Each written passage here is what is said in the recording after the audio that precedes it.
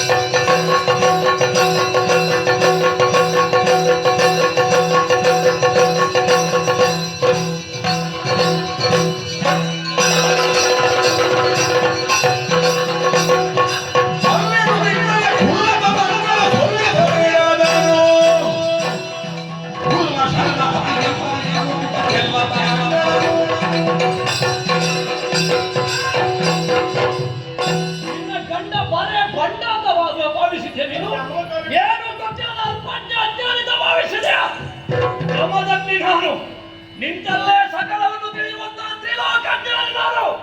ನೀನು ಮಾಡಿದ ಅನ್ಯಾಯ ಅನಾಚಾರ ನನಗೆ ಗೊತ್ತಾಗಲಿಲ್ಲ ಭಾವಿಸಿದ್ಯಾ? ರೇಣುಕಾ ಸ್ವಯಂವರವನ್ನು ಸ್ವಲ್ಪ ನೆನಪುಗಳು. ರಾಜಕುಮಾರ ನೀನು ರೇಣುಕಾ ಮಹಾರಾಜನ ಮಗಳು. ನೀನು ಮನಸ್ಸು ಮಾಡ್ತಿದ್ರ ಒಬ್ಬ ಮಹಾರಾಜನನ್ನು ರಾಜಕುಮಾರನನ್ನು ಮದುವೆಯಾಗಿ ಅರಮನೆಯಲ್ಲಿ ಹಂಸತೂರಿಕಾ ತಲ್ಪದಲ್ಲಿ ಪವಡಿಸಿ ಬಂಗಾರದ ಬಟ್ಟಲಲ್ಲಿ ಹಾರನ್ನು ಕುಡಿಯಬಹುದಿತ್ತು. ಆದರೆ ನಿನ್ನ ಸ್ವಯಂವರಕ್ಕೆ ಬಂದಂತಹ ಜಮದಗ್ನಿ ನಾನು ಮಹರ್ಷಿ ರಾಗದ್ವೇಷ ಮಾಡುತ್ತಾರಲ್ಲವ, ಸಂಪತ್ತನ್ನು ಕೊಂಡಿರೋ ಹೆಣ್ಣೆ ಎಂಬ ಹಾಗೆ ಭಾವಿಸಿದೆವ. ಎಲ್ಲರನ್ನು ಬಿಟ್ಟು ನನ್ನನ್ನು ವರ ಎಂಬ ಹಾಗೆ ಭಾವಿಸಿ ನಿನ್ನ ಇಚ್ಛೆ ಪ್ರಕಾರ ನನಗೆ ಮಾಲೆ ಹಾಕಿ ನೀನು ಮದುವೆ ಆದವಳು. ಮಹಾರಾಜನನ್ನು ಬಿಟ್ಟ ಮೇಲೆ ಒಬ್ಬ ಆಶ್ರಮವಾಸಿಯನ್ನು ಮದುವೆಯಾದ ಮೇಲೆ ಪತಿವ್ರತೆಯಾಗಿ ನನ್ನ ಆಶ್ರಮದ ಧರ್ಮಕ್ಕೆ ಸರಿಯಾಗಿ ನೀನು ಇರಬೇಕಿತ್ತು. ಇಲ್ಲಿ ಒಂದು ಸಂಪತ್ತು ಬೇಕು ಅಂತ ಹೇಳಿದ್ರೆ ಸಿಗುವುದಿಲ್ಲ. ನಾನು ಮಾಡುವ ಅಗ್ನಿ ಕಾರ್ಯವೇ ನನಗೆ ಸಂಪತ್ತು. ಅಂತಹ ಇಲ್ಲಿಯವರೆಗೆ ಆ ಸಹಬಾಳ್ವೆಯನ್ನು ಮಾಡುತ್ತಿದ್ದಂತಹ ನೀನು ಇಂದು ನರ್ಮದೆಗೆ ಹೋದಾಗ ನಿನ್ನ ಚಂಚಲವಾದ ಮನಸ್ಸು ಯಾವನೋ ಒಬ್ಬ ಗಂಧರ್ವರನ್ನು ನೋಡಿ ಅವನ ಸುತತಿಯರ ಜೊತೆ ಜಲ ಕೇಳಿ ಆಡುವುದನ್ನು ಕಂಡು ನಾನು ಒಬ್ಬ ರಾಜ ಮಹಾರಾಜರನ್ನು ಮದುವೆ ಆಗುತ್ತಿದ್ರೆ ಇದೇ ರೀತಿಯಾಗಿ ಜಲ ಕೇಳಿ ಆಡಬಹುದಿತ್ತು ಎಂಬಂತಹ ಕಾಮ ವಾಸನೆ ನಿನ್ನ ದೇಹಕ್ಕೆ ಬಂತಲ್ವಾ? ದೇಹವನ್ನು ನನಗೆ ಒಪ್ಪಿಸಿ ಮನಸ್ಸನ್ನು ಅವನಿಗೆ ಒಪ್ಪಿಸಿದಂತಹ ಮಾನಸಿಕ ವ್ಯಭಿಚಾರವನ್ನು ಮಾಡಿದ್ದು ಇದ್ರೆ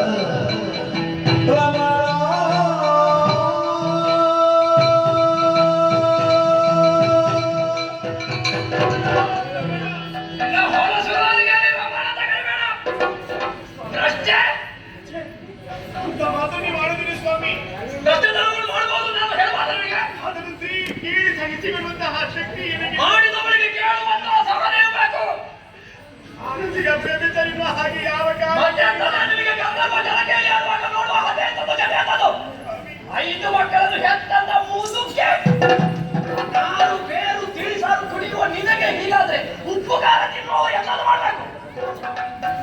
ಈ ರೇಣುಕೆಯ ಭದ್ರದ ಧರ್ಮ ಎನ್ನುವುದು ಲೋಕವೇ ತಿಳಿದಂತಹ ಇಲ್ಲಿಯವರೆಗೆ ಏನಾಗಲಿಲ್ಲ. ಈಗ ಯಾಕೆ ಅಂತ ಕೇಳಿದ್ದು ಮೊದಲು ಹೇಳಿದ್ರೆ ನಾನು ನರ್ಮದೆಗೆ ಹೋದಲ್ಲಿ ನಿನ್ನ ಮನಸ್ಸು ಚಂಚಲವಾಗಿದೆ. ನಿನ್ನಲ್ಲಿ ಕಾಮವಾಸನ ಮತ್ತೊಮ್ಮೆ ಹುಟ್ಟಿದೆ. ಬೇಕು ಅಂತ ನೋಡಿದಲ್ಲ ಬೇಕು ಅಂತ ನೋಡು, ಬೇಡ ಅಂತ ನೋಡು, ನೋಡಿದವಲ್ಲ ಮರದ ಬಾಧೆಗೆ ಸಿಲುಕಿ ಈ ರೀತಿ ಮಾಡಿದ್ರು ಹೌದು ಸ್ವಾಮಿ. ಇಲ್ಲದೆ ಹೋದ್ರೆ ನೀರು ತರುವಂತ ನಿನಗೆ ಅವ ಜಲಕ್ಕೆ ಆಡುವುದು ನೋಡುವುದೇ ನೋಡಿ ಹೋದದ್ದು ಸ್ವಾಮಿ. ನೋಡಬಾರದು, ನೀನು ಪತಿವ್ರತೆ ಹೌದಾ? ನೋಡಬಾರದು. ಇದೆಲ್ಲ ವಿಧಿಯ ಚಿತ್ತ ಸ್ವಾಮಿ. ಆ ವಿಧಿಯ ಚಿತ್ತವನ್ನು ಅರಿಯದೇ ಹೋದಿ ಮಾಡುವುದೆಲ್ಲ ಮಾಡಿಕೊಂಡು ಬ್ರಹ್ಮನಿಗೆ ದೂರ. ನೋಡಿ ಕ್ಷಮಿಸು ಸ್ವಾಮಿ. ನೋಡಿ ಸಣ್ಣ ಸ್ವಾಮಿ, ನೋಡಿ ಹೋದದ್ದು ತಮ್ಮಯ್ಯ.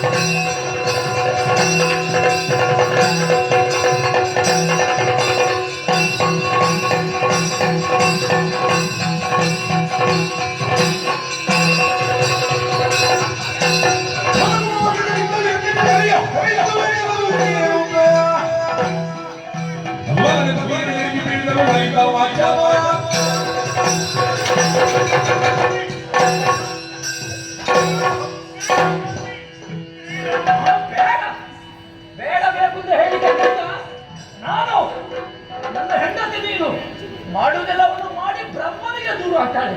ಬೇಕು ಅಂತ ನೋಡಿದ್ದಲ್ಲ, ಮತ್ತೆ ಬೇಡ ಮಾತಾಡಬೇಡ. ಕೂಸಿ ಎತ್ತಬಾರ್ದು. ಆಗ್ಲಿಕ್ಕಿಲ್ಲ, ಆಗ್ಲಿಕ್ಕಿಲ್ಲ. ನನ್ನ ವಿಷಯ ಗೊತ್ತಿಲ್ಲ. ನೀನು ಒಂದು ಮುಖ ಮಾತ್ರ ನೋಡಿದ ಜಮದಗ್ನಿಯದ್ದು. ಈಗ ನೀನು ಪ್ರಶ್ನೆ, ನೀನು ಕುಲಾಟೆ, ನಿನ್ನಲ್ಲಿ ಕಾಮ ವಾಸನೆ. ನನ್ನನ್ನು ಬಿಟ್ಟು ಅನ್ಯ ಪುರುಷರಲ್ಲಿ ಮನಸ್ಸಿನಲ್ಲಿ ನೀನು ಅವಳನ್ನು ಎನಿಸಿದೆ. ಅಂತಹ ಕುಲಟೆಯಾದಂತಹ ಮಾನಸಿಕ ವ್ಯಭಿಚಾರವನ್ನು ಮಾಡಿದಂತಹ ನೀನು ಇಲ್ಲಿರಬಾರ್ದು. ಹೋಗು.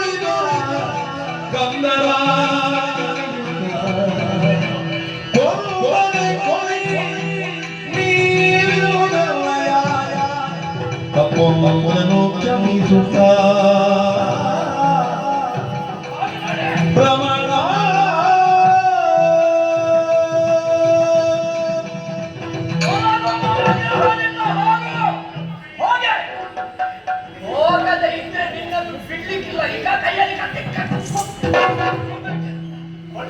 ನಿಮ್ಮನ್ನು ಬಿಟ್ಟು ಹೋಗಬೇಕಿ. ಹೋಗು. ಈ ಆಶ್ರಮವನ್ನು ಬಿಟ್ಟು ಹೋಗಬೇಕಿ. ಆಶ್ರಮ ಅಲ್ಲ, ನನ್ನ ಮನಸ್ಸಿನಿಂದ ಹೋಗು.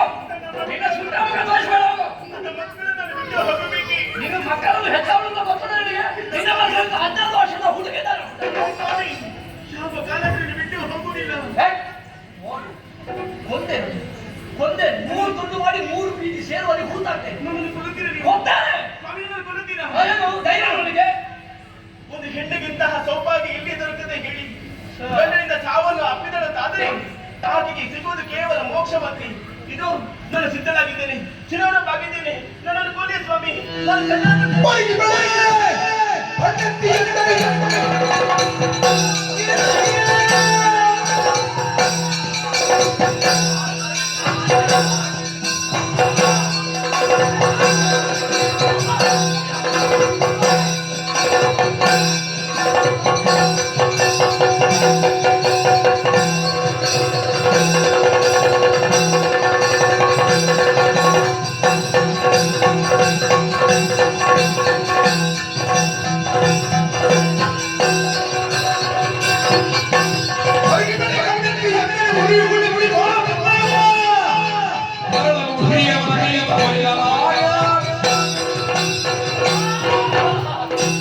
ನೀನು ಕರ್ತವ್ಯಕ್ಕೆ ಕಣ್ಣಿಲ್ಲ. ಗೊತ್ತೇನು ಹೇಳಿದ್ರೆ ಕೊಂದರೆ ಕೋಲಿ. ಸ್ವಾಮಿ, ಮುದ್ದೆಗೆ ಹೆಣ್ಣು ಬಯಸುವುದೇನು? ತಾನು ಸಾಯುವಂತಹ ಕಾಲಕ್ಕೆ ಮುದ್ದೆಯಾಗಿ ಸಾಯಬೇಕೆನ್ನುವ ಹಾಗೆ ಅಂತಹ ಸೌಭಾಗ್ಯನಿಗೆ ಒದಗಿ ಬಂದಿದೆ. ನನ್ನ ಕೈಯಿಂದ ಸತ್ತು ಸ್ವರ್ಗಕ್ಕೆ ಗೊತ್ತಾಯ್ತು. ಹೌದು, ಸ್ವರ್ಗದಲ್ಲಿ ದೇವೇಂದ್ರ ಇದ್ದಾನೆ, ಐರಾವತ ಉಂಟು, ರಾಜಹಂಸ ಉಂಟು ಅಲ್ವಾ? ಎಲ್ಲಿಯವರೆಗೆ ಆಸೆ ಇವಳಿಗೆ ಸ್ವರ್ಗಕ್ಕೆ ಹೋಗಿ ದೇವೇಂದ್ರ ಮಟ್ಟಿಗೆ ಆನೆಯಲ್ಲಿ ಹೋಗಬಹುದು ಮಾಡುವ ರಾಜವಂಶ ಬೇಕಾ ನಿನಗೆ? ಐರಾವತ ಬೇಕಾ ನಿನಗೆ? ಇಷ್ಟು ಬದಲಾಗಿದ್ಯಲ್ವ? ಇಷ್ಟು ಆಸೆ ಇವಳಿಗೆ ಯಾವತ್ತು ಸ್ವಯಂವರ ಮಂಟಪದಲ್ಲಿ ಯಾವರನ್ನಾದ್ರೂ ರಾಜರನ್ನು ಕಟ್ಟಿಕೊಂಡು ಹಾಲಾಗಿ ಹೋಗ್ಬೋದಿಲ್ಲ. ಯಾಕೆ ನನ್ನೊಟ್ಟಿಗೆ ಬಂದದ್ದು? ನನ್ನೊಟ್ಟಿಗೆ ಬಂದ ಮೇಲೆ ಆಶ್ರಮ ಧರ್ಮದ ಹಾಗೆ ನೀನು ಬದುಕಬೇಕು. ಈಗ ಒಂದು ನೀನು ಸ್ವರ್ಗಕ್ಕಲ್ಲ, ನೀನು ನರಕಕ್ಕೂ ಹೋಗ್ಬಾರ್ದು. ನರಕವು ಸಿದ್ಧವಾದ್ರೆ ನಿನಗೆ ಹಾಗೆ ಮಾಡ್ತೀನಿ. ನನ್ನ ಕೈಯಿಂದ ಸತ್ರ ನೋಡಿ ನಿನಗೆ ಸ್ವರ್ಗ ನಿನಗೆ ಯಾವುದು ಸಿಗ್ಲಿಕ್ಕೆ ಬಿಡ್ಲಿಕ್ಕಿಲ್ಲ. ನಾನು ಜೀವ ಇರುವಲ್ಲಿವರೆಗೆ ನಿನಗೆ ಎಲ್ಲರೂ ಸಿಗಬಾರ್ದು. ಹಾಗಂತ ನೀನು ಸಾಯ್ಬೇಕು, ನನ್ನಿಂದ ಸಾಯ್ಬಾರ್ದು. ನನ್ನಿಂದ ಸತ್ರ ಸ್ವರ್ಗಕ್ಕೆ ಹೋಗು. ನೀನು ತೆಗ್ದಿದ್ದೀಯಲ್ಲ ನಿನ್ನ ಫ್ರೀಟಾಗಳು ಎಷ್ಟು? 5 ಮಕ್ಕಳು. 5 ಮಕ್ಕಳು. ಆ ನನ್ನ ಮಕ್ಕಳನ್ನು ಕರೆದು ನೀನು ಹೆತ್ತ ನಿನ್ನ ಮಕ್ಕಳಿಂದ ನಿನ್ನ ತಲೆಯನ್ನು ಕಡಿಕೊಂಡು ತಲೆ ಕಡಿತೇನೆ. ಯಾರಲ್ಲಿ